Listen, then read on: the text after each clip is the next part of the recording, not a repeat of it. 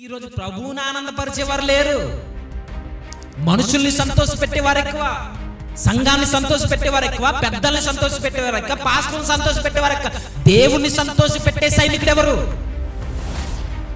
ఒక ఉద్యోగస్తుడు యజమాని సంతోష పెడితే ఈ రోజు యజమాని సంతోష పెట్టి, మన యజమాని ఎవరు? దైవజనులు కాదు యజమానులు. ఎవరు యజమానులు? దేవుడు మన యజమాని. దేవుణ్ణి సంతోష పెట్టాల్సింది పోయి మనుషుల్ని సంతోష పెట్టి ఏం సాధించడానికి?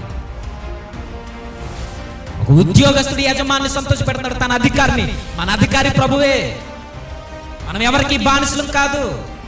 మనం దేవునికి స్నేహితులం, దేవుని కుమారులము, దేవుని పిల్లలుగా ఆయన రాజ్య వారసులు. మనం ప్రభువుని సంతోష పెట్టడానికి మనం ఏదైనా చేయాలి తప్ప మనుషుల్ని సంతోష పెట్టడానికి ఏది చేయొద్దు. అలా చేసినా సరే మీ పని ఫలితం ఎక్కడే పొందుకుంటారు తప్ప మీరు జీవం అనే ఆ వరంలో, ఆ కృపావరంలో పాలువారం కాము. దేవుడిచ్చే ఆ కృపా కిరీటం ఏదైతే ఉందో ఆ కిరీటాన్ని మనం స్వతంత్రించుకోలేము.